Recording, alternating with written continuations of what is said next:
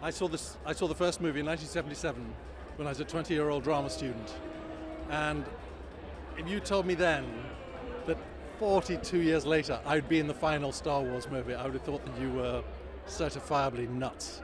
It is the dream come true for a lifelong, three-quarter lifelong Star Wars fan. So, and I got to know Carrie Fisher really well because when I met her during making LA Story here with Steve Martin in 1990. So to be in her final movie as well, it's a very sweet and poignant moment as well. So I'm thrilled to be here, and this whole setup is just astonishing. Yeah, first and last time it'll ever happen to me.